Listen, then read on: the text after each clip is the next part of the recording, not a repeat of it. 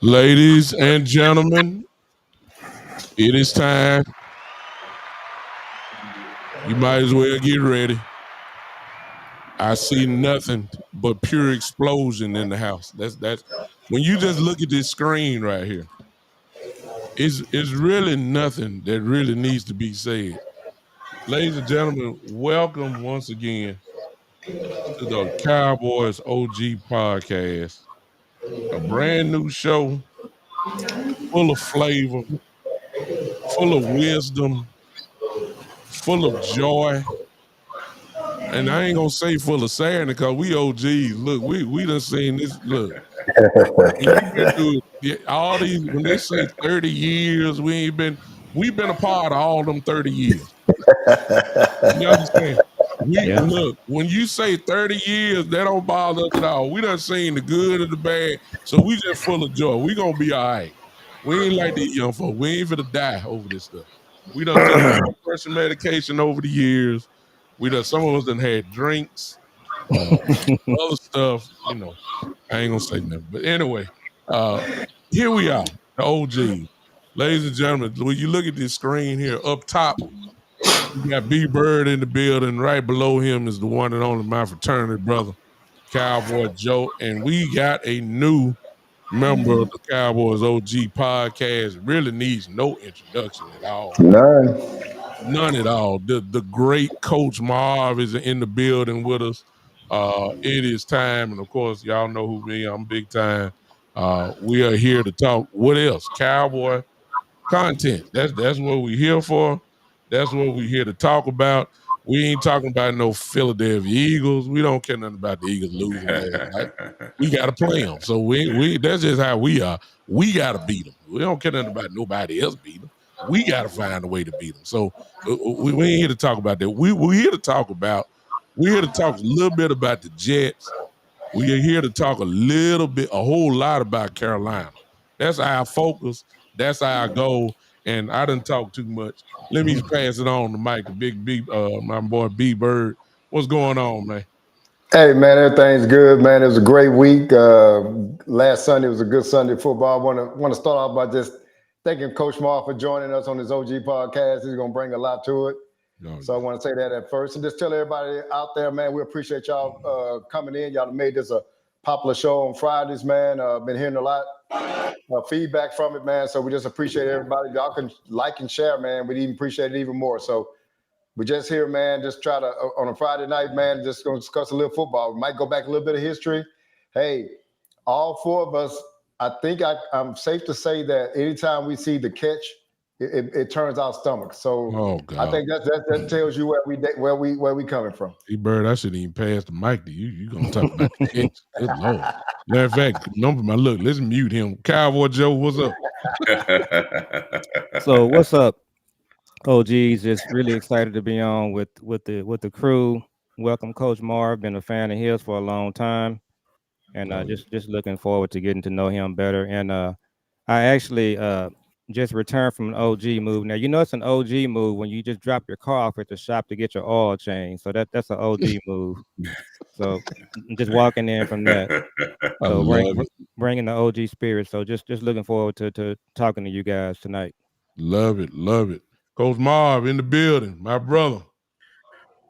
Man, it's a pleasure, man, to be with these guys, man. A pleasure to, the experience side of the Cowboy fan, the fandom. We all been fans when we knew the blueprint to winning. Yes. A lot of our fan base came in the last 30 years don't know the blueprint to winning, and that's the type of wisdom that we're going to try to give to this newer fan base. That wisdom of we know what it took and the grind it took to win.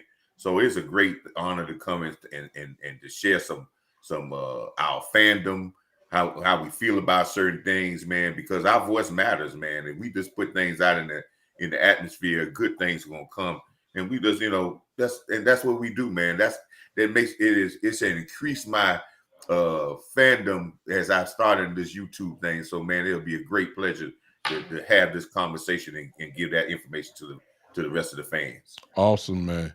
Listen, we are glad to have all of you in the chat. Hey, light that chat up.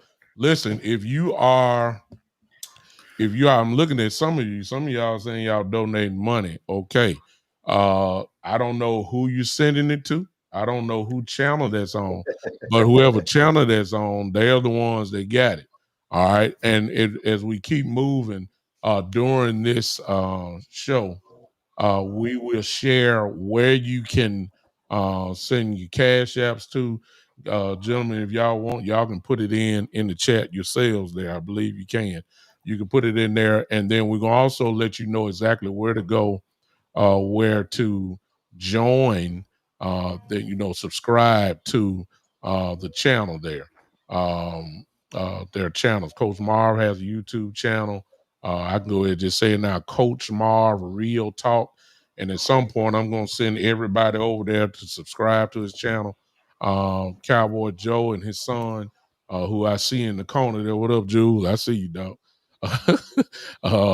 They have a tremendous podcast, father and son podcast. B-Bird, the Twitter king himself. I don't know how he get as many people as he do on Twitter, and I be trying my best. I don't know how. I mean, B-Bird got Twitter on lock for real, but he has a YouTube channel as well. We will put all of that stuff in, and I'm gonna go ahead and get it going. I see you, Coach Marv. I see you. Y'all put it there. I'm gonna put it in to the chat in just a second. Let's go ahead and talk, gentlemen. Let's give a quick review because nobody really don't want to talk about the Jets too much, but the last time they saw us was last Friday, and they haven't heard our response to the beat down that we put on the Jets last week. I'll go ahead and kick it off. I'll pass it on first, and I'll close it out because I'm ready to talk about Carolina myself. But Coach Marv, talk to us about. Let me confuse it. Let me confuse it with Coach Marv, because Coach Marv brilliant, but I want y'all to see this man's brilliance for how he operates, and he don't even know where I'm going. But watch what I tell you, Coach. Last week we talked about here, and I'm quite sure you talked about it on your show about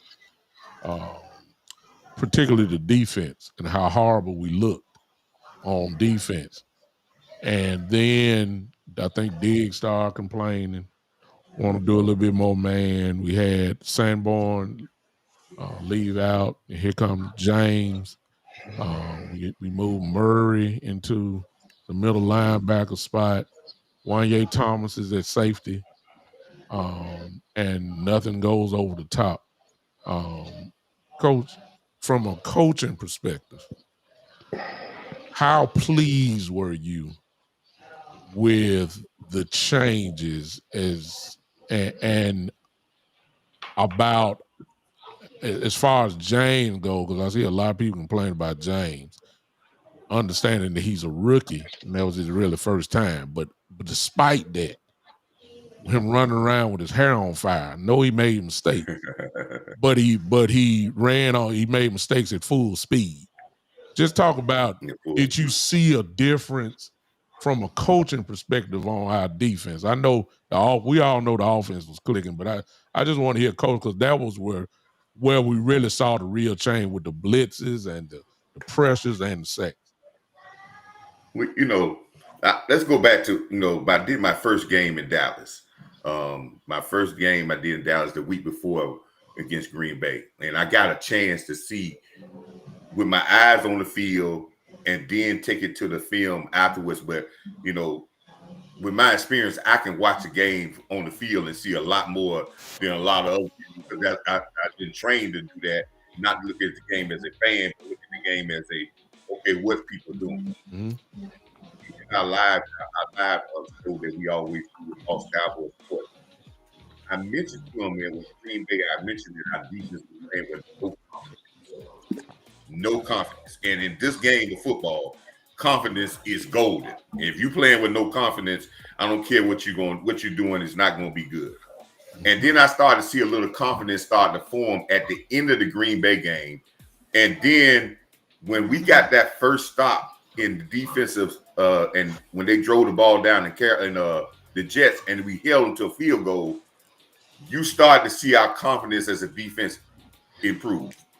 And I think our confidence improve is because I've been saying since the offseason, and I think a lot of people, you're going to start seeing the coaching staff and a lot of the media get on this. That safety has been a problem for us for the last couple of years because of the fact it's a very impactful thing on a good defense. Mm-hmm. And I felt that our safeties had gotten older. They're injury prone. They're slow. And sometimes their football thing is not really well. So when they made the changes with James and Wanye Thomas, what we did is we upped our athleticism on the field. And we said, okay, don't worry about the experience. Let's up the athleticism on the field. And you start to see that pays some dividends, because when you got a guy like James that had almost 20 tackles, 15 tackles, even though he made mistakes, you're seeing the athleticism gets him in a place to make the tackles. You see Wanye Thomas come up and make some hits. You start to see Donald follow Wanye and make some hits. You start to see our secondary tackle a little bit better. And those things are confidence builders. And I think that's the things that I think the changes that I saw. And hopefully we can build upon that with some athleticism. And I think we got a little bit more athletic on defense, because the reason why the big plays been coming, fellas, is because it's three reasons. I always say this, and I end on this. It's three reasons why teams give up a lot of big plays. And I did a show on this. It's either undisciplined in alignment or assignment. You're either undisciplined in the way you line up or what you're supposed to do when you line up. Either you're not physical enough or have enough effort, which I did see a lot of effort tackling in Green Bay. And I did see physicality from my secondary. Or the third thing is you're not athletic enough. You just ain't got enough athletes and people. You could be right in alignment and assignment. You could have all the effort in the world, but people just still run right by you. Yeah. So we just fixed the athletic part a little bit, but now the confidence is coming. So I think the changes were good. And our Cowboy Nation, you got to let this play out. Let these young guys, these athletic guys, play it out, and I think we'll be all right. All right. Love it. Come on, Cowboy Joe. What you think about the Jet game? So I want to piggyback on what Coach Marv said. I think we made progress as a defense. You know, something big time you mentioned a couple of shows ago. You said that teams may be passing the ball on us, and they're not really testing our run defense. So Sunday, we did see some things in the run defense that they got to, tighten up on. I think the secondary played better. And, one thing I want to piggyback on what Coach Marv says, and I kind of noticed this, Coach Marv, during the Marinelli days, they didn't put an emphasis on the safety position. So Dan Quinn had to come back and rebuild a safety room. So what I'm hoping that the Cowboys do going forward, when you look at championship teams, NFL championship teams, they all have Pro Bowl safeties. All of the Cowboys teams that won big, they had Pro Bowl safeties from, Cliff Harris, Darren Woodson, Thomas Everett. James Washington should have been the MVP of the Super Bowl that year. And so what they're going to have to do is put an emphasis on safety. And I believe Wanye could be one of the guys. But Coach Marv, we need to just get some Pro Bowlers at the safety position. And I think it's going to help our defense overall. So I agree 100% with you with that. Wow. E-Bird. Yeah, Coach Marv brought some things up, and I'd like to kind of talk about that. And this, in a holistic standpoint, anytime you get a new defense, you got a learning curve. I'm talking about for the whole defense. And so it's probably just natural for them to get better as the year go on. So I think two things are coming together. They're in the defense a little bit more, but what Coach Marv said was right. Man, I told y'all last year, I think it was last year or year before, when Hooker picked up a fumble and it was a penalty on the play, but I saw him get ran down by a tight end. And I was like, that dude ain't that fast. I said, but I don't want that kind of guy being a safety, man. That guy has to be athletic. And I think what Coach Marv said is right. that if you can't, you might have it mentally, but also he's an older player. So, but if you can't physically get there, you can read the play all you want, but you can't physically get there. Then it's the same thing. And so what you almost have to do is you got to take these young players and say, hey, Cowboy Nation's going to be patient and say, hey, they're going to make some bad plays. They're going to make some misdiagnose some things. But if they still learning and still growing, then they'll grow into something, and we're still winning games or we're still in contention.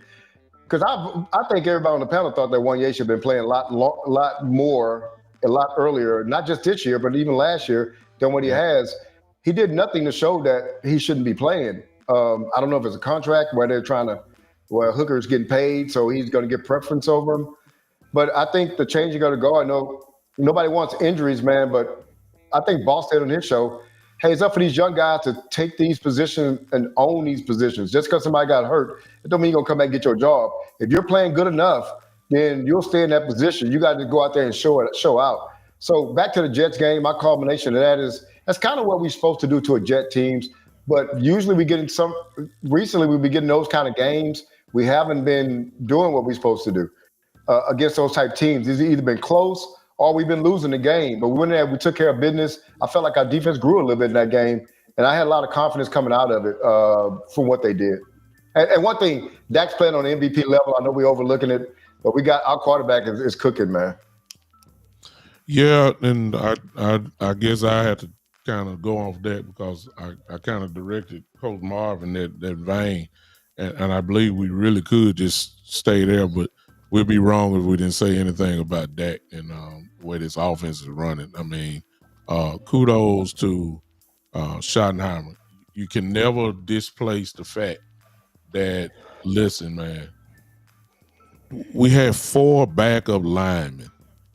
And listen, we old enough to know where if Tyron Smith missed a game, the whole offensive line was just done. I mean, we saw right. If Zach Martin, the health of Zach Martin, missed the game, it just messed up. So 4 backup linemen were in there, and we didn't miss a beat. Matter of fact, we stayed the same. We scored.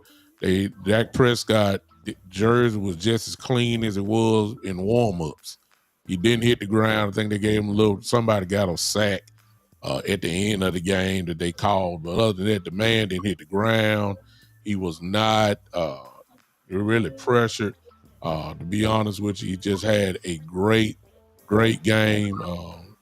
Javonte Williams, what more can you say about him?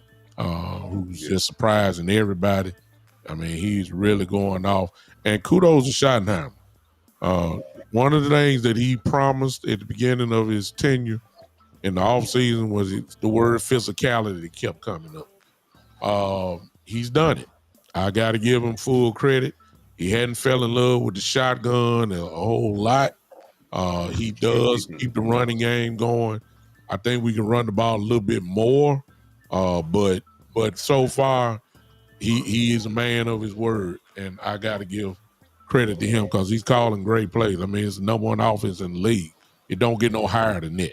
So he's doing a super, super, super job on that, which leads now to this. And I'm going to let y'all take this however way y'all want to. So we got some big news today. If y'all haven't heard in the chat, it is some potential big news. Well, I'm saying it is. Yeah. And that is that Miles Sanders is done for the year. I'm quite sure most of you have heard it. Breaking news. He's done for the year. And what that means now is that Phil Maffa is still on IR. You got Jadon Blue, and you have Malik Davis on the practice squad. Those are your guys as of right now. Me personally, and I'll pass it on. I love Javonte, but Javonte is his first rodeo since all the injuries he had. And right now he can take the load, but I don't think he's designed to take the whole load. And I don't know if Jadon Blue is just actually ready to go, but it looks like that he's gonna be forced to be that guy. And he has talent, y'all. But we just haven't seen it come to fruition. But he's gonna have to step up now. I just pass it on to what's up, Jay Wood? I see you. Even though you say the Panthers gonna win, it ain't gonna happen. But I'll get to that in a minute. B Bird, we'll start it with you. The running back room. What you think really need to happen here? We know who our starter is, but from our number 2, I think we know it's gonna be Blue. But do we need some more help, or are we waiting, or do we need to call Malik up, Mr. Davis up, or do we need to make a move here? Well, one thing too, if you look at what Javonte Williams is giving you, and you say, if Javonte Williams go down, do we have anybody that's suited to give us that kind of production? At this point, we don't have anybody that can do that. So what you say is, you talked about this offline, big time.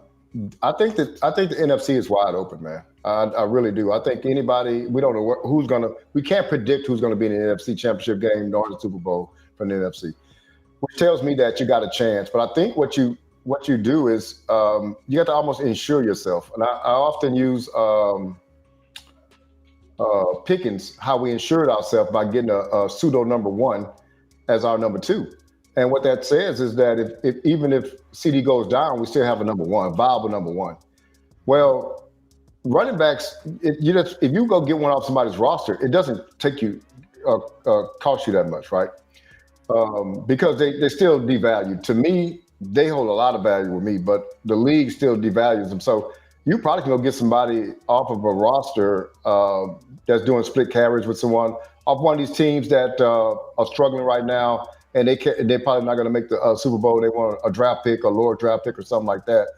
But I wouldn't mind doing that. But I think the Cowboys are going to try to see what they got in Blue.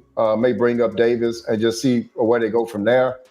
But I am all for looking at the landscape of the conference and seeing if we can compete. Yes, the offense can compete. The defense has a way to go and say, hey, if we can compete, then let's go and insure ourselves. Because what can happen if Javonte goes down? Well, we have nobody to replace what he gives us. So, yeah, I would actually look around. I don't mind them maybe this game, maybe next game, seeing what the guys in-house can do. But if you feel like they can't do it, then, go get somebody that can. Cowboy Joe, do we got enough now? Or do you think we need to make a move, go get somebody? Or do you think that should we call Mr. Davis up and then let's just roll with those 3? So we talked about Malik Davis on our last show. It's a mystery why he's not already active and hasn't been active. So he would be one of the people I would look at for sure. I think I'm in favor of Blue, getting some playing time just so he can get the experience. He's not somebody that I would rely on. But if we're going to look outside the organization, so I got 2 guys, well, actually 3. So obviously Breece Hall is one of them. We saw him last Sunday. He looked really good. I don't think it's going to take a lot to get him. And then the other one is Achane from Miami. He's a guy that I liked in that draft. We took Schoon, and Achane was there. All we had to do was just draft him, and we needed a back. And we drafted Schoon. And then the other one is I started seeing some things about Tony Pollard. Now, Tony Pollard may not be a power back, but I wouldn't be opposed to bringing him in because it's not going to cost a lot. So, yeah, I think you got it right. And we're not talking about a major injury. What if Javonte just, gets a hamstring injury, or he, gets your high ankle sprain and he's out 3 or 4 games? So I think there's more of a sense of urgency. That was breaking news for me about Sanders. I hadn't heard that. So, yeah, we got to have a sense of urgency. And like B-Bird said, right now, we're honestly right in the thick of things as far as competing for a division title. You know, we saw New York last night, Scatterboo. I didn't like Scatterboo in the draft, but yeah, I think at this point, guys, it has to be a sense of urgency to make a move now to do something at the running back position. Coach, what do you think we need to do on this one? This is interesting. Hey, yeah, I like it. This, and I was just talking with someone about that today. Now, I hope I'm one of the people to start, because I talked about bringing Tony Pollard back. Maybe I think on the live stream, and I posted that something before. You know, when I try to get ideas out, I make sure I speak upon it, because I think Tony Pollard would fit this system, fit what we need to be as a split carry back. We have to be very careful when you get a running back in here, because fit is just as good, is just as important than just being a playing ability. You can get the wrong fit person in here that says, I want to be number one and I want more carries, and that can mess up your whole chemistry on your offense. It's a very important thing. When you have a locker room, you can't bring in guys from outside that's bad fits, because they can destroy a locker room. So when you talk about when Williams has earned the right to be the number one, he's earned the right to be the number one running back. Now, whatever you want to say, he's earned that right. So, and I think if you get a guy in here, which I think we need to get a veteran guy, yes, Tony Pollard fits the criteria. Let me tell you why. One, he understands about running the split backfield. Matter of fact, he was splitting time in Tennessee. He understands he's unselfish. He understands his role. He understood it when he was here, when he was with Ezekiel Elliott. Two, he's our guy. Been here. We drafted him. So he's still our guy. Even though he left, he's still our guy. Yeah. When they go through the evaluation, we like the Clay like to do this psych evaluation to see if they're the right type of guys. Tony Pollard fits that mold.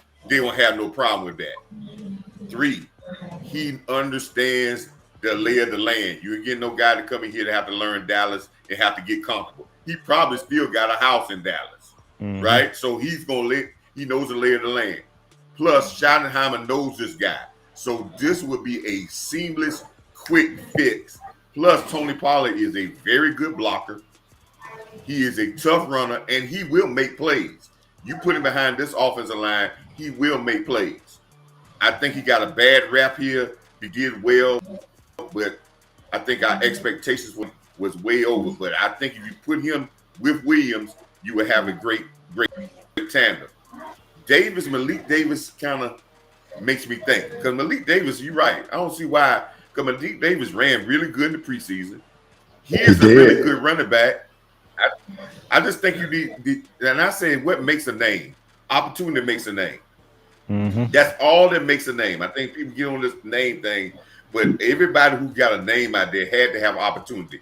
Once you get an opportunity, what you do with your opportunity is what makes your name. All right? Yep. So if Malik Davis get a chance, he will make a name. But let's be honest about this running game. The second running back is only getting about 5 carries or 4 to 5 carries a game. Yep. That's when that's all in all the games. So the first guy getting the 14 to 15, 16 carries, the other guy, I don't care if he's healthy or what, he's only getting 4 to 5 carries. So that's what we're probably going to see from Blue. But as he gets more carries, we may start to see something of him. But I really do think we need to go out there and get a veteran ploy.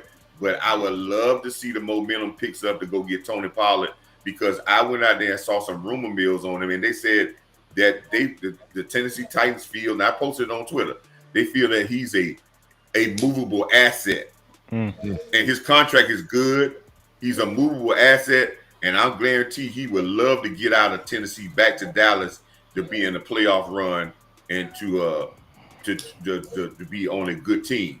But let me say something about Dak Prescott. I know y'all talked about this. Dak Prescott is playing well because of the offense having a physical presence to it. Absolutely, Coach. Absolutely. So it's not with him having a physical presence to the offense, and then he's getting big run plays by Williams. He doesn't feel pressed to make every play. See what I'm saying? And the physical presence is the Dallas Cowboys have thrown more play action passes, direct play action passes this year in 5 games than they did all of the last two seasons. And they're going from under center, which that gives you with a good running game, and you go from under center, it automatically makes people step up when the quarterback turns his back to them. They automatically gonna step up. I don't even care if you fake the ball. They're gonna automatically step up, which is giving Jake Ferguson, as we start running the ball better, Jake Ferguson is gonna get better catches and more touchdowns. So we have to remember what makes Dak putting him in MVP level. Yeah. And we can't let our fan base say, okay, Pickens is good and he's doing well, but when we get CeeDee Lamb and get away what's making Dak good, thinking that if we go all pass happy, that he's going to stay at that level, it's going to drain him. I.e., this is the same thing. I think the fan base talked Philadelphia into a bad type of game plan, and now they're losing. I don't want to see us let our fan base move us into something that we don't need to go into. This is what makes Dak good, this physical presence. So, Coach, I want to say something that you said. It was interesting because you said Malik Davis played good in preseason. Dude, they got him off the street and he played good in preseason. I mean, he didn't even have any training camp. So that's one thing. And one thing you said, man, and anybody can expound on this. This offense it feels more physical. Like, I don't mind going to cold weather places with this offense because I think that I just feel like the line is more physical. I feel like the running back is more physical. I feel like we're being offensive. We're actually attacking the defense. And it's just something that's different. I feel like we haven't had that in a while. And if anybody want to expound on what they're seeing that's different out there, because I just see it from a viewpoint of, man, we're taking the fight to people. And it's been a while since we've taken a fight to someone, man. We've been more of a finesse type offense. So if anybody can expound on that, just tell me, where are we getting that from? Yeah. I can tell you why that. Anytime you work listen, I know people hear the word play action pass, and a lot of people take, play. Listen, a play action pass scheme makes you physical because most of your pass blocking is not just sitting up and setting up and letting the guy do a rush thing. We're seeing our linemen pulling and we're throwing the ball. We're seeing our linemen doing aggressive two-step blocking techniques, which in most play action passes, you very rarely, defensive line don't like play action passes because they don't usually get sacks in play action passes. Your sacks go down way down in a play action pass because if you come off the ball a little bit, you stop the defensive lineman feet, and then you got to start all over again. So play action pass makes you a more physical because it's always it's an attacking type offense. So then when you start running the plays that you play action passing off of, you get into a physical nature, and you're not what Big Show like to say, we're not sitting back and waiting for people to run us over. We're going out and attacking. This is what Schottenheimer has always been in as a play action pass scheme, which is always a physical scheme of offense. Attacking. And guess who runs the play action pass scheme? 49ers. 49ers do very, very regularly do straight drop back. Everything is all play action pass. Yeah. Huh? And Coach, I just wrote that down. Before you said it, I said, man, San Francisco does play action pass, but you know what they are? They're a physical team. They've never not been physical. But that makes sense, man, because 49ers, that's why they winning now, because they just a physical team, man. And so that makes a lot of sense. It's a play action pass scheme, and it's less sacks. Your quarterback that gives you a quarterback, you get less pressures. And your offensive linemen love it because if you got it worked against Green Bay. If you got a Michael Parsons and you're telling Terrence Steele that we were in a play action pass and I want you to fire out at him for the first step or so and then stop his feet and then we're going to drop back and we're going to make the pass, he loving that because once he stopped Michael Parsons' feet, then Michael Parsons got to start up again Yep. That gives Dak another second and a half, 2 seconds to get the ball off. That's why Michael Parsons was almost getting there because that play action skill slowed him down for at least a second and a half for the ball to get out. And the ball's coming out on time. It is hard to be able to sack a play action passing. That's why Michael Parsons never did great against San Francisco because they ran everything play action pass. They're not going to allow a defensive end to kill them. If they run a play action pass, you're going to have a great defensive end, but they're going to limit his effect on the football game.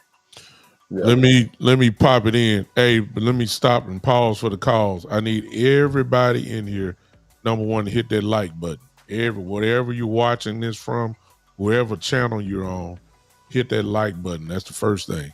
Second thing is I'm going to pass this around very quickly, and I know that some of you are comfortable now, but these are my brothers, and I want their channels to explode. We're getting closer. Some of them are getting closer to the 1,000 subscriber mark. Coach Marv is there. Jules and Joe, my fraternity brothers, they're growing. B Bird's channel is growing. Let's push them up real quick. If you're on my channel, I need everybody quickly to leave my channel. I ain't even worried about the views. I need everybody to go quickly to Coach Marv Real Talk. Coach Marv Real Talk. B Bird just put his in there as well. Coach Marv Real Talk. Just search this on YouTube. Coach Marv Real Talk. I need that. Thank y'all. I see y'all leaving. Good. Go to Coach Marv Real Talk. Let's go to his channel. When you get there, please subscribe to it.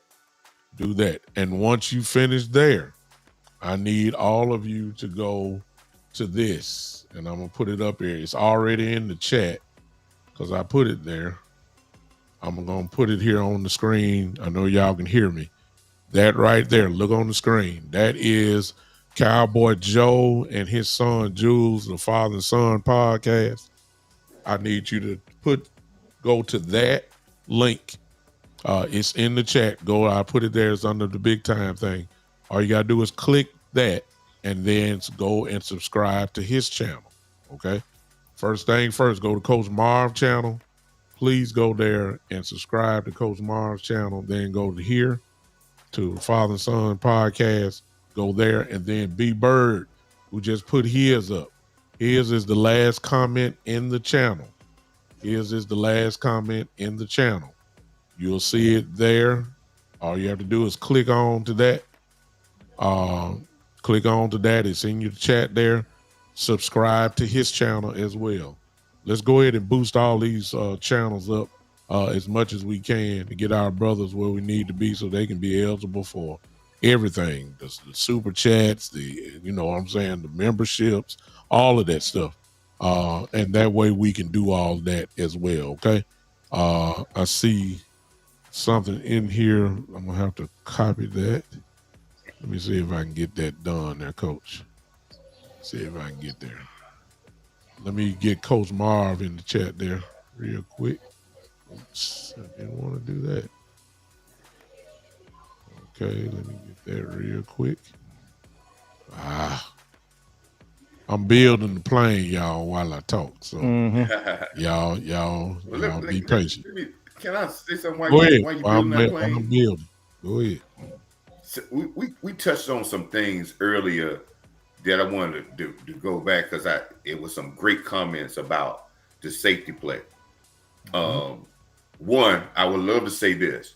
When Dan Quinn got here his first year, which I think was the best defense we done had in a long time, that first year that we went to the playoffs, it was a great defense performance job by Dan Quinn because we had 8 new starters, 9 new starters. Plus, we got 2 guys that were starters that was for the first year. And that's the year Curse and Donald Wilson had their best years. Mm-hmm. And they got contracts after that. And our defense was the best. I think that was our best defense in Dan Quinn. I'm not saying another way, but I think that's what the best. And we didn't have no great defensive line. We had a bunch of rookie guys. We had Olsen rookie. We had Carlos Watson, which was just he ain't went all that great, and we had a lot of rookie guys, and we had gave Anthony Brown a chance to start, and I think that defense played San Francisco that year, and Randy Gregory first year really starting. They went and played very well, but the penalties just killed us in that game. We had 15, 16. Our safeties played, and when our safeties played well, ever since then, our safety play has regressed every year. And this is why I think Donald and Malik Hooker, I think Malik Hooker came into us that first year, I think after 4 games, because remember he came in, we checked him out, and then we brought him back and he played for us at the end. So he played well that year, but every year since then, our safety play has regressed. And as our safety play regressed, our defense regressed. Mm-hmm. We started exposing our linebackers more. And I tell people, because a lot of people, and I think B Bird said this about devaluing running back. Safeties, they devalue too. Safeties are devalued because we think it's all about corners.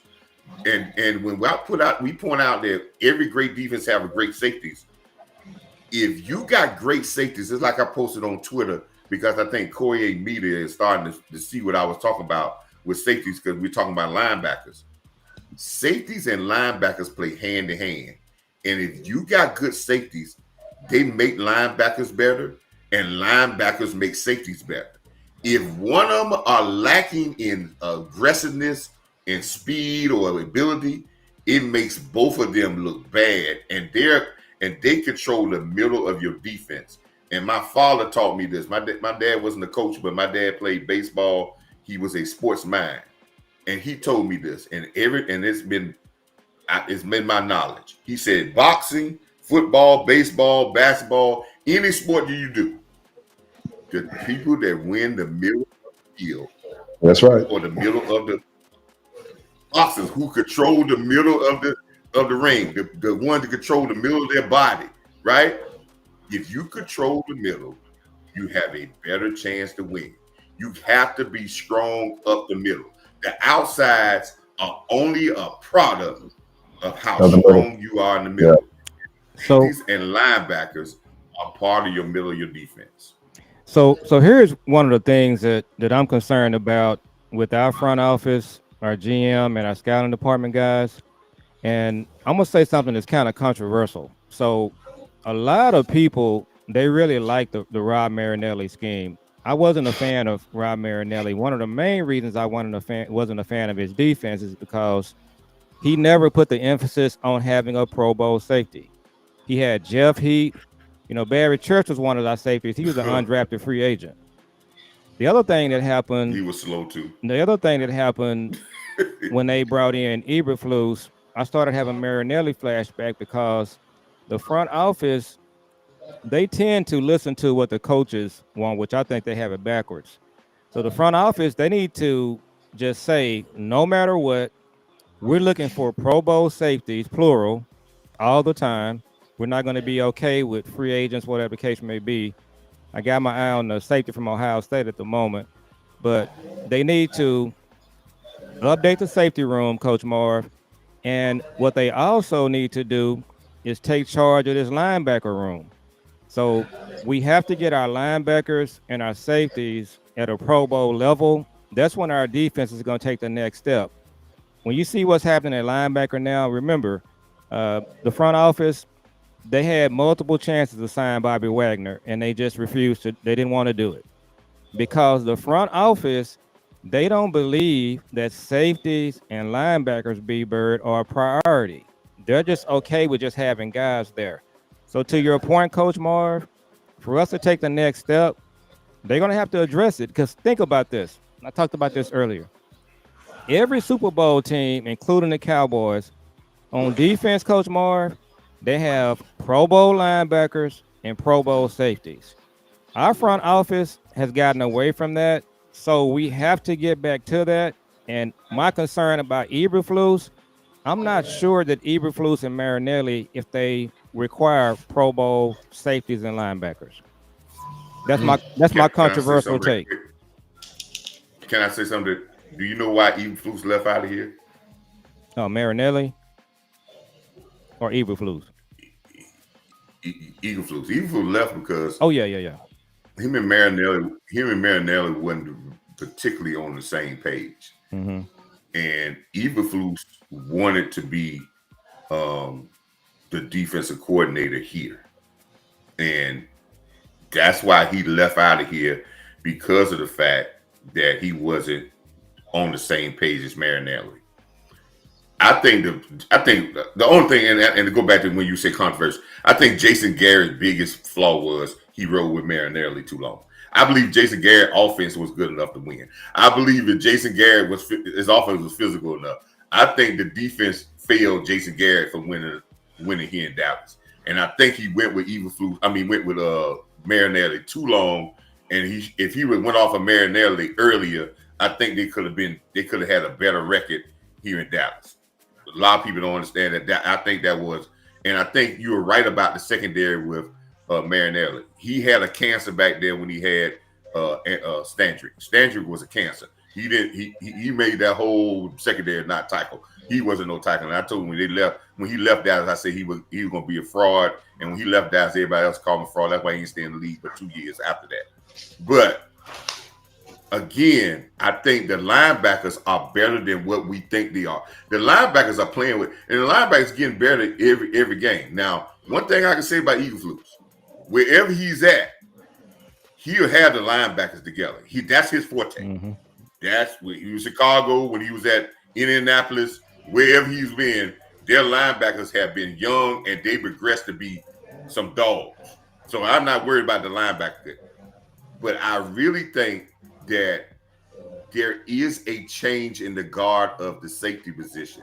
They have some younger guys that they're bringing in here that are more athletic, and I think that I really do think that Donovan Wilson and Malik Hooker, they won't be here next year because both of their contracts are up. They won't be here next year. I don't even think Malik Hooker will never be on the field again for the Cowboys after this injured stint.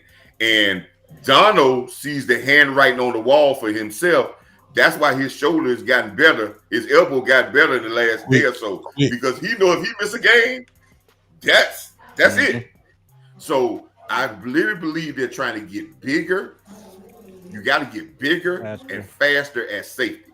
Yep. We are small and slow. Yeah. And then when I heard somebody say about the smart thing, I really exploded about the safeties, and I think I was on your show, Big Show. Remember, I told you about safeties, and the next game they just look horrible, right? I told you on your show. I said, when I got veteran safeties, I'm playing you because you're a veteran and you've been playing with another guy for 3 or 4 years.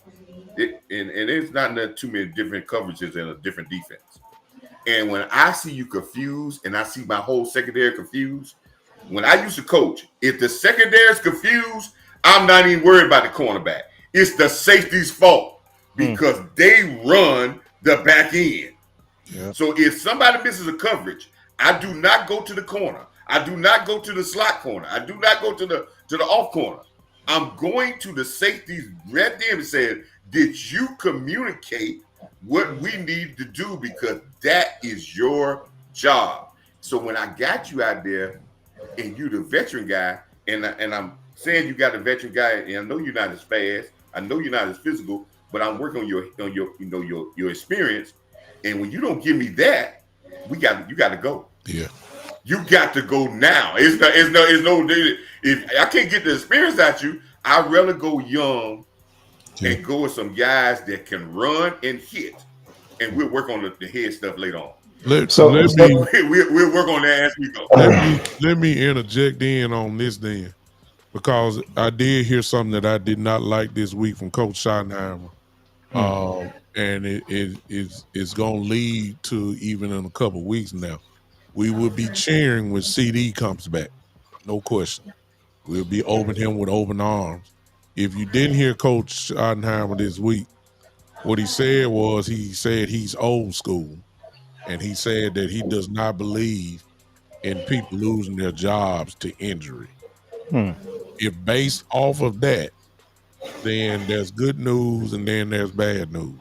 I just gave you a piece of the good news. CeeDee Lamb is coming back eventually. we know he needs to play.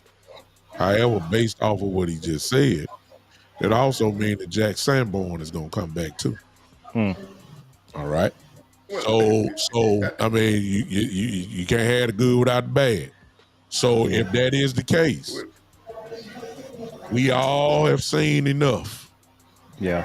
Sanborn. I think everybody in the chat, everybody on the panel, probably saying the same thing.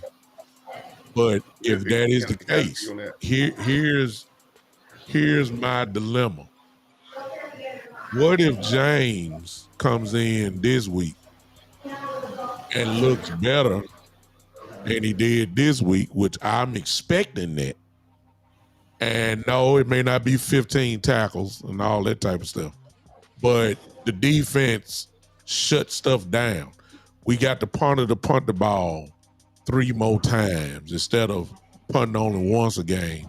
We got a few 3 and outs, and it is because of better linebacking play, better safety play. You know, it all works together. Not a hero ball, whatever. But what I'm saying is, when the better personnel is on the field,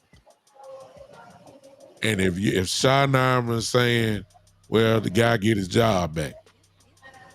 If Sanborn comes back at the expense of James sitting down, I got a real problem. Yeah, that's a problem. I got a real problem. And let me go and say this. If that is the case, anybody notice like me that there have been no over-the-top plays since Wanye Thomas got in the game? Absolutely. To the Green Bay I game. know. No, there's been no 25+ yard plays Yeah. on the top. There's been stuff underneath that turned into that. But there's been nothing over the top. There's been no real blown assignment. So what happens when Hooker gets better? Are we talking about him coming back or he get his job back when your defense obviously looks better? So I will cross that bridge when we get there. But I just want y'all to know, for those that didn't know in the chat, and listen, this is what your coach said, that he does believe that people deserve their job back. I don't want to see Sanborn back. I'm sorry, I've seen enough. Can I give you the coach's respect on that? Go ahead, coach. I already know. That's why you here. Let me give you coach's respect.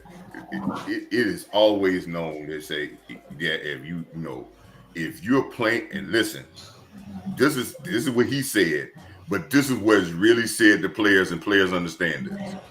If you're playing well and you get hurt, you don't lose your job. Here we go. Let's say this again. Let me say it again. How it's said to the players.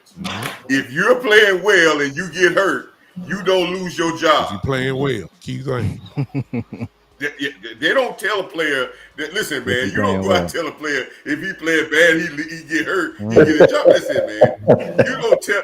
Listen, you're honest with your players. If you're playing well and you get hurt, I'm going to give you the opportunity to continue to play well. Now, if you're playing mediocre or bad and you get hurt, you're going to get an opportunity to come out there. You may get an opportunity, maybe your leash is so short, you may get 1 play, 2 plays, and it'll work. Oh, that's it. Here we go. And you're going to have to show me in practice that you have not only come back and that your play is even better in practice to afford you to get that opportunity again.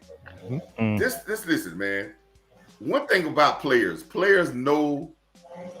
Listen, Sanborn, if you got him at the wheel or the wheel, which he played mostly in Chicago, he's probably better if you got him in a specific space, but not in the middle of the field where he has to range too much space. Yeah. Now, a lot of people talking bad about him, but when I watch film on, I don't see that bad. I see some bad points because of his athleticism, but he has some good plays as well, right? But he doesn't give you the speed that you need to have. But with these other players, again, Sanborn, listen, you don't think Sanborn see James coming along and how fast James getting to the ball and how he playing? Listen, man, these guys see the other guy practicing in practice. They know that, hey, they probably saying, dog, damn, that guy right there look good. Lord, he got there. Yeah. They understand that. So when it's time to come back, right, they understand that he gave James some 2 or 3 games to play. Sanborn know that if he get a couple of games to play and get some experience, my days are numbered. And listen, I have said this before, and y'all, if anybody been watching my shows, one of the words that I put on my show, and I said, if we want to win a championship, and for you to be a good football team, it takes a word called sacrifice. For anything good to happen, it takes sacrifice. And at this point, there's going to be some sacrifices to say, hey, I can't get as many players. This guy is better for our team to get things done.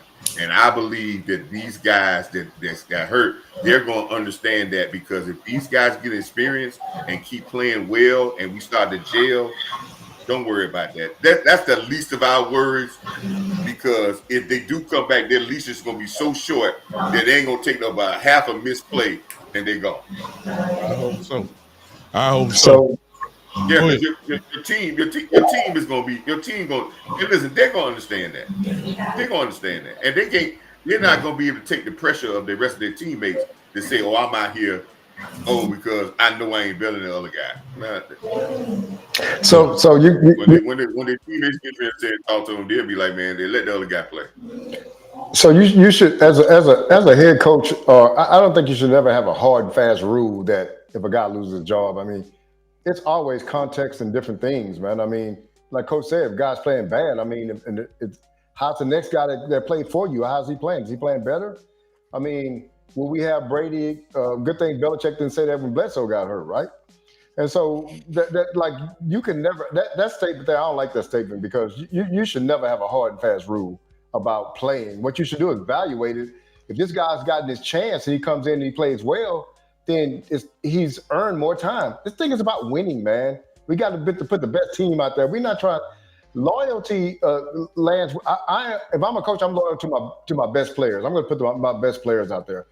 Like last week, if Floyd Norwood comes back this week and have a game similar to what he had last week, now we got to start talking about him getting more playing time. And that's going to be at the expense of somebody else's playing time. But he's earned that, man.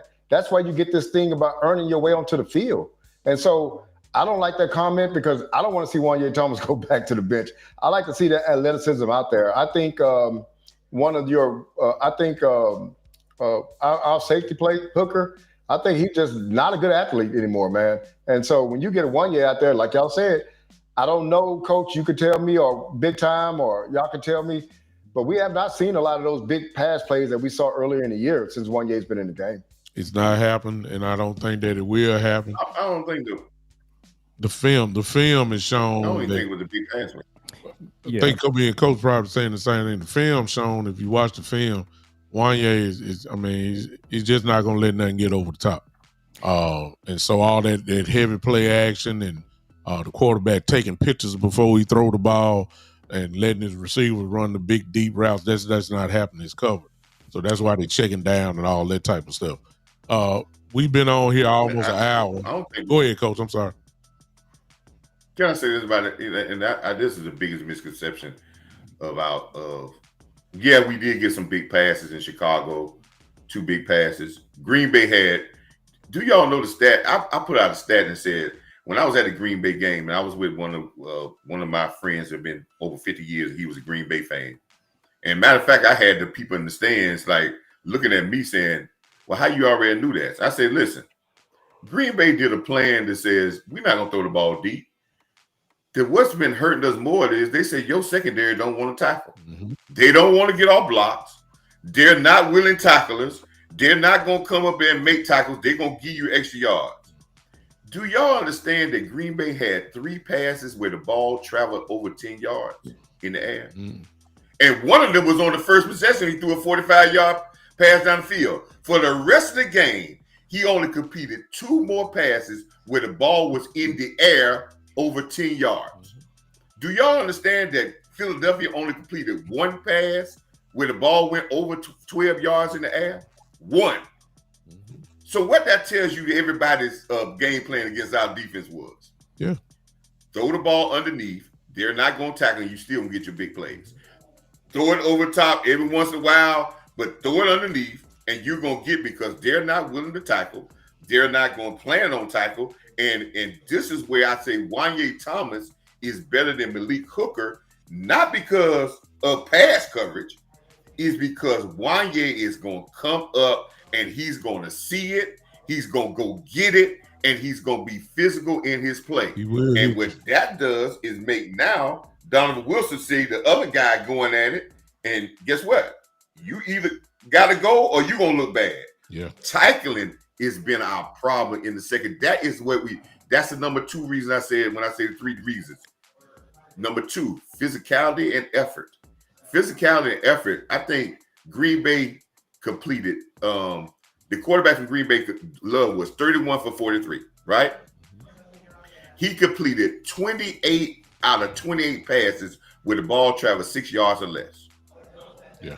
28 passes of his 31 completions with the ball traveled 6 yards or less. Sure. So they said that you're not going to tackle. We're going to throw the ball underneath. How many screen passes they threw? They threw 100 screen passes. Exactly. They threw ball behind line of scrimmage. And they got yards because we were not going to tackle. And when you don't have tackling safeties, it makes your corners, which they're not tackling. Elam, I think we need to find a way to get Elam off the field because he gives us nothing. You always talk about Diggs. Elam gives us nothing. So we got to get tackling better in the secondary. We get more physical in the secondary. Then I ain't worried about people going over top, and it would improve our pass rush because you're not going to pass rush a team if they throwing 28 or 28 with the ball going 5 yards. You could bring 5 Michael Parsons in here, and you still won't get to the quarterback if he's throwing the ball less than 10 yards in the air. Oh, yeah. Real quick. That's not going to happen. Yep. Exactly. So, Noob, you were about to say something? Yeah, I'm about to go ahead and switch. We've been an hour in. We ain't got to Carolina. And so let's go ahead and get to that real quick, and then we'll close out with that. First of all, everybody hit that like button for us again. Everybody hit that like button for us again. Go into the chat, find the channels, different channels, subscribe to all these channels here, and we would appreciate all of that. Ladies and gentlemen, we have, let's call it like it is.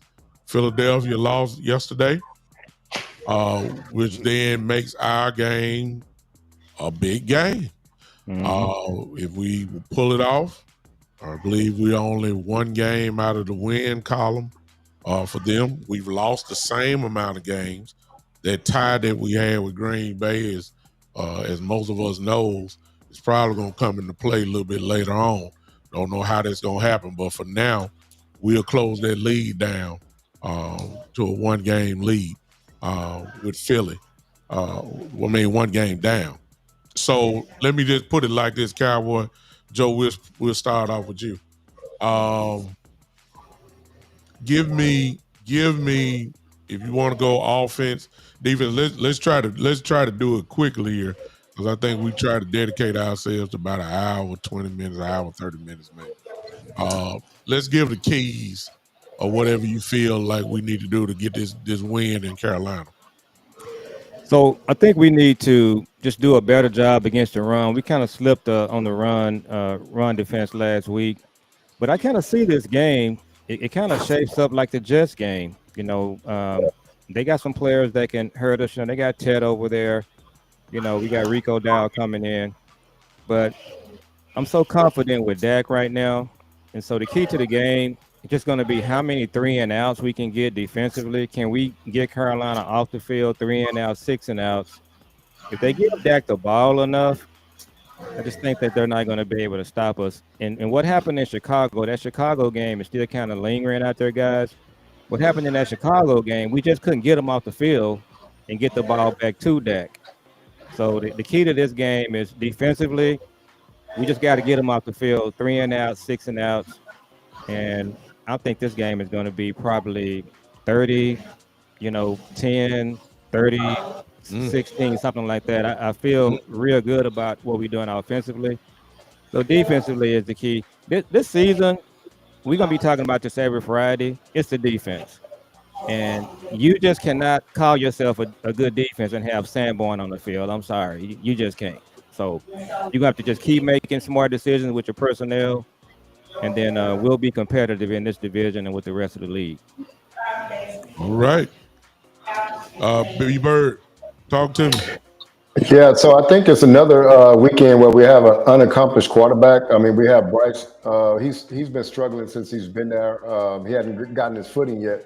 I love that. You know what I'm saying? I like quarterbacks that, you know, can't just throw the ball around for 300-400 yards, 4 touchdowns.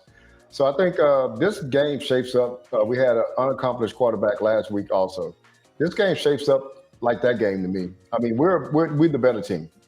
Again, we played down the competitions over the years, but hopefully this is a sign. Last week is a sign that we're not going to do that anymore. We're going to come in and take all these games and give them, you know, like Eddie Robinson, the Grambler used to say, smash a gnat with a sledgehammer.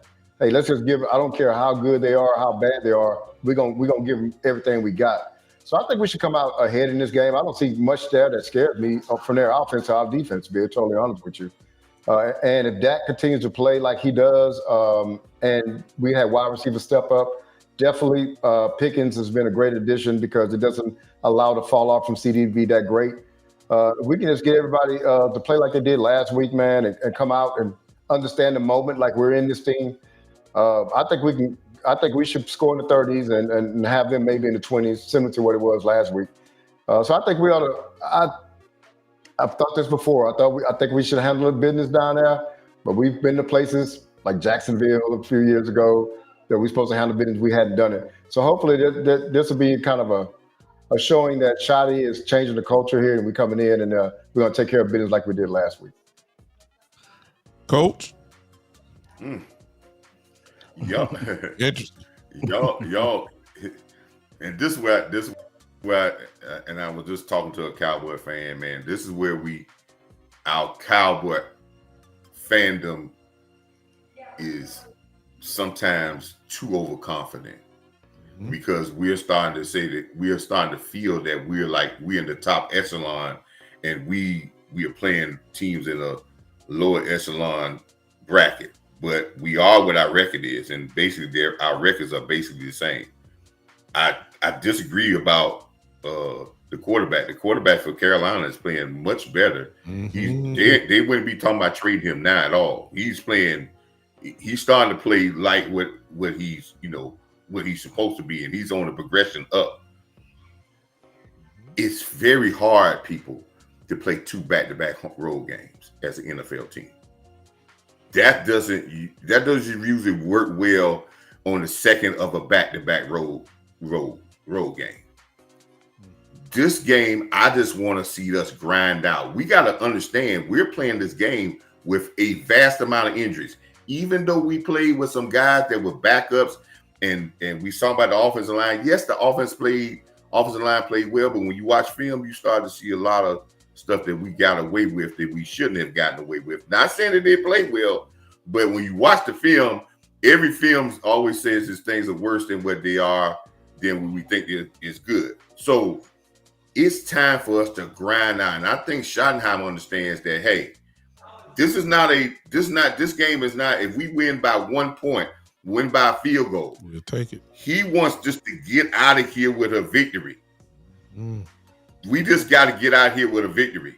If we think we're going to go in here and blow this team out, even when we were much better a couple of years ago, it was a struggle. Carolina has some things that can give you problems with their offense. They can run the ball and they have explosive wide receivers.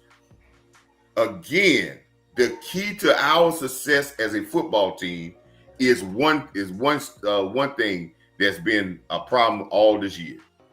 If we cannot give up big plays and we can win the big play battle, yes. When y'all talking about winning by 15 or 14 points, yes, because this was the first game last week we won the big play battle. We was on a pace to giving up 6 or 7 explosive plays a game at one time, which is unheard of. You know what I'm saying? So if we can control the big plays, yes, I think we can win this game, what y'all saying. But they got a run game. They're going to play action pass, and they got a couple of wide receivers on that team that are big and physical that can really hurt us. So we have to be able to tackle. I believe this. They're going to use those big wide receivers to block us. And if we're not really out there to go out there and tackle in the secondary, it could be a long game. I'm hoping that we can go and do a solid job of getting out of Carolina with a victory. That's all it is, because you're not going to remember. It's a building block for us. But a second back-to-back road game, going on the road game, going to an upstart team that's a young team that's gaining confidence, getting out of there with a victory with this amount of injuries will be just good enough. If it's a field goal, if it's a safety that wins it, fine. Let's get out of Carolina with a victory. That's all I'm with. And it might not look pretty, y'all. We got too many injuries. We got an upstart team that's healthy. We're on the road. The second back-to-back game is you got to have some mental toughness to go in there and gangster your victory on the road this week. Let me say it. Coach Marv just echoed all. Well, he didn't echo it. He hit it. What I was about to say. I think we're gonna win, but I think it's gonna be real close, y'all. And the reason why I'm saying that is because Carolina don't let the record fool you. They got some weapons over there. Just in case you don't know, Leggett is the truth. I like him. Wide receiver Leggett. We all know about Ted McMillan, who's coming into his own. Bryce Young is a very good quarterback when he's standing. He is a pocket quarterback. He can dice you up. He was the number one pick for a reason when he came out. He's not trash at all. When you don't have an offensive line that can't block for you, and that's what he had starting off. But now they're playing pretty good. And then, of course, the name that was not called is the NFC Offensive Player of the Week, and Mr. Rico Dowd, who had over 200 yards last week. We know Rico. We know he can run it. And obviously, when you get 200 yards, obviously you must got somewhat of a line, which is the Achilles heel of the Dallas Cowboys. Yep. The reason why everybody was going to work on us early in the year is because everybody perceived we just gonna throw the rock on these guys. We don't have to run. And so in the process of that, you don't really find out if you really are good against the run because everybody was passing against us. So the Jets did it last week. When you really look at the film, you'll see Mozzie was in the game. We got turned around every trip, getting gashed, linebacker slightly out of position and all that type of stuff. We're going to get tested on the run game this week. So this is one of these games where I say we'll find out for real how good we are against the run. And I think that's going to keep the game close. I think that's going to keep and I believe we're playing the same type of game. We can, offensively beat you with the pass. But I believe it's going to be one of those games where it's going to be a close game, more closer than a lot of people think. I think it's going to be a time of possession game with offensive line play against their defensive line play and vice versa. But I think that we should come out. Coach is absolutely right. Back-to-back road games, that is tough for anybody. I don't care if you're the world champions. It's tough. It's real tough. And God forbid you got 3 games in a row on the road. And some teams do have that.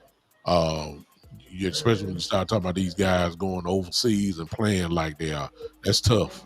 That's real rough. And it's going to be raining. Yeah, exactly. And it's raining. Oh, I didn't know that part. Rain is in the forecast. So it's saying it's almost shaping up to be, okay, who's got the best running game? We know we can run it. Carolina can run it. Who can stop it? That's really what the question is. A battle of the trenches, y'all. It's always started. The battle of the trenches. I got confidence in our offensive line.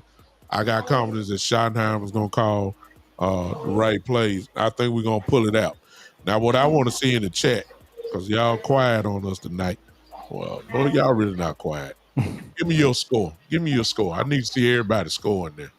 Everybody score. Just type it in. Tell me who you got. I know I got some non-Cowboy fans in here. I got some Cowboy fans here. Give Where's me my your man? score. Don't, Hey, big time. yo, Where's my guy from the Texans? Where he at? I ain't seen him in a while. We talked about him last week, man. Talking about Eastside Harold. Eastside Harold. Eastside, yeah. We haven't seen Eastside. him last year at all, and I'm almost. Man. I have I hadn't seen Eastside. I text him. I didn't get a response back.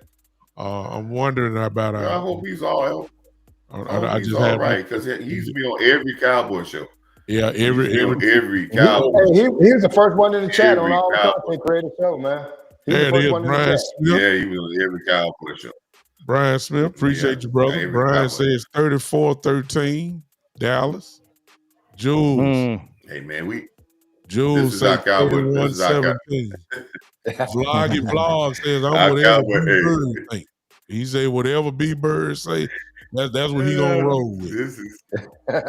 I don't see him going like that, though. I just don't see it. Listen, man, listen. Carolina is playing much better.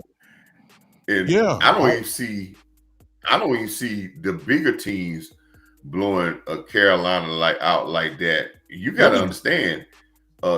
Two games ago, Carolina pitched a shutout in Carolina. Who did they play last week? Teams that had a shutout. They played Miami last week. And they came back. Listen, they came back to win that game. They were down early and dominated the last 3 quarters of that game. Yeah. Listen, this is a tough team. And one thing I say about our Cowboy fans is this is where I hope we can get as a fan base get this way. We have to humble ourselves and say we have to earn the right every week. When we have this, and that's why I say our voice counts. When we go in and say, it's just Carolina, we'll just blow them out.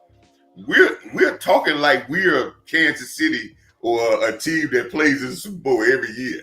You know what I'm saying? We talking like that, but we're earning our right to be that. So this is a good test for Schottenheimer to get his team, and he has to battle with it. That's why I say coaching the Cowboys, you have to deal with more than just your own team. You got to deal with the outside people that's giving you that. As Nick Saban used to say, this is rat cheese we're eating when we talk about it's gonna be 34-10 and 35, and we're like, we just gonna walk in there with. We may have how many starters? You've seen our injury list, guys, and we're going on the road for a second week with a hurt team, and backup players usually play good the first game, but the second game, it drops off a little bit because they are what? They are backups. They build your depth, but they're not guys that you can say over and over and you're going to get consistent play out of them. So we're just trying to get a win, and I guarantee Schottenheimer is saying that to his team and his coaching staff. Let's get out of here with a gangster win. We care how it does. We just have to steal the money and get out the back door, and we get on back to Dallas and say that's how it. Steal the money, get out the back door, and get out of here and say, because nobody's gonna remember this, but this is a character building game. But if we go in there overconfident, we can get ourselves, we can get hurt in Carolina. And I done seen it before. Carolina has not been a great place for us when we go in there overconfident. If we want to talk about history, we know the history on that. When we went down there one time and we said our players were saying we didn't know, our head coach said he didn't know it was a football team in Carolina, and they beat us. And they told our head coach after the game, said, "Do you know where Carolina at now?" Yeah, exactly. The great Barry Switzer did that. And in his last game, I think in Dallas, he told me, he said, "I didn't know they had a football team in Carolina." Yeah. And when they beat us that game, they asked him, say, "Do you know where Carolina at now?" So let's go in there and hopefully we can get a victory in this thing with all these injuries and get to I think the bye week is after next week, right? Yes. After Washington. We got one more game after bye week, right? After Washington. Yeah. So we play this and then we play Washington. So you don't think our players already, this is a major trap game. Back-to-back road games. The second road game after you come off a victory where everybody's praising you, you got a lot of injuries. You waiting on a Carolina team that's sitting at home, that's a young team that's on the up and come, and you going in there knowing you got Washington next week. People, y'all all this 10, 15 point victory thing, y'all better think about the context of this before y'all start saying, "Oh, we just gonna walk in there and just blow the doors off these guys." So according to FM It's over there, set up for us not to be there. FM said we probably gonna be picking cotton, so we do have a following. Y'all what's the spread in this game? Y'all want to shoot him down? What's the spread in this game? Yeah, that was an interesting comment. He said we 4 months we're gonna be picking cotton, but yeah, that's the OG content hitting home right there. Yeah, so yeah. Well, let me close it out. Let me close it out. First of all, I got us winning 24-20. I think this is gonna be a tough one. That's realistic. Just enough to get it done. Thank you guys. Before I address FM, I'll close it. It's always gonna be one. So I'll address him and do him real nice. Thank you all you guys for tuning in. It's the OG podcast. I'm just putting that up there so y'all. So let me get them off here. I ain't gonna give too much time. Thank you all you guys for tuning in with us. I hope you guys will subscribe to all the channels as we said earlier. The Father and Son podcast with Cowboy Joe and Jules. The chat, it's in the chat. If you go in there and look, just click on and you can do that. The same with B-Bird. His YouTube channel is there. You can click on subscribe to his channel, which Marv Real Talk is there as well. I didn't mention mine because I think everybody kind of knows with me, but if you don't, it's the Big Time Show. You can follow me on YouTube, and it is what it is. Hey, Miss Bria Elementary, don't worry about it. I got them. Don't worry. Hey, Big Time, that's my daughter, man. She got our back. Hey, daughter, how you doing? Good to see you. And you're absolutely right. And you know what? I'm gonna let you close it out, Miss Bree. Miss Bree say they hate us because they ain't us. Yep. So that's a good way to say, to finish it up. Yes, FM, it is a shame that you are obviously scrolling on YouTube and you want to be the internet bully. The internet bully. You want to use your little typing fingers and want to type something as pitiful as that. But that shows your character, and we're going to show a little bit high character. I'm not going to do you here. I'm just going to say God loves you, and for God to love you, you shouldn't be acting like that because that's definitely not His spirit. You understand? If you are like that, you are what you are. I ain't never picked no cotton in my life. I don't know nothing about it. I make almost 6 digits a year. I do pretty good, Doc. I got a podcast. If you're on my channel, I think you are. You're on a monetized channel, so I do pretty good in this little sports content area. So I appreciate. Tell them like and subscribe. Yeah, while you at it, you can like and subscribe. I'm gonna block you. Hit the like button. Yeah. I appreciate your thing. He can take Eastside Harold spot. Yeah, you can do that. My brothers here are very intelligent. Coach Marv is a former football coach, college grad. Cowboy Joe is an executive, a former executive. B-Bird is a brilliant brother who has his own channel and very smart. So I don't know. We too smart to pick cotton. You understand? Man. I mean, we done progressed since that. And so I don't know who you talking to. I don't know what you're talking about, but God bless you. And we ain't going back.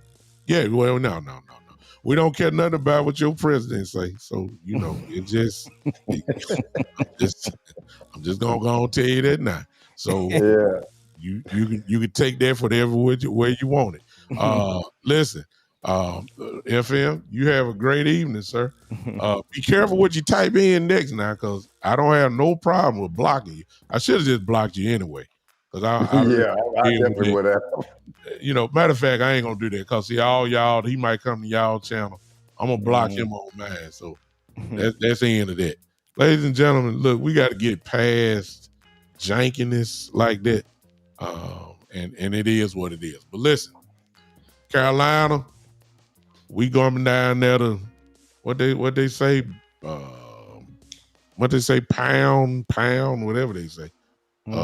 We coming to pound, you know what I'm saying? We coming to knock your head off. It's just that simple. Just so y'all know. Oh Lord. Oh, the wife on here now too. Oh God. B-Bird. It's a family affair. Y'all better leave B-Bird alone. They got our back, man. Yeah. You better leave B-Bird alone. Y'all, FM, you done brought the family out, son. You better come. You better get out of here.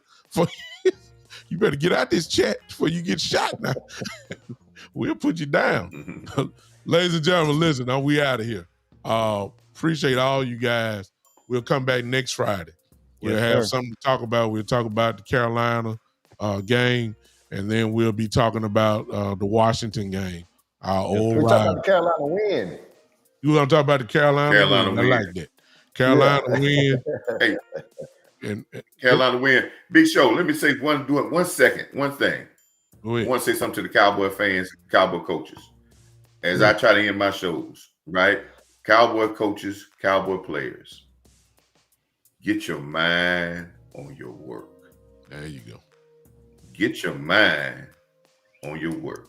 Yep. Not contracts, not the Twitter, not the who said what. Get your mind on your work. If your mind is on your work, we'll be all right. I love it. Ladies and gentlemen, that's it. Good way to end it. We'll see you on next Friday. Appreciate all you brothers, B-Bird, Cowboy Joe, Coach Marv. Ladies and gentlemen, this has been the Cowboys OG Podcast. And in the words of the great Morris Day and the Time, ain't nobody bad like us. Yes. We'll holler at y'all.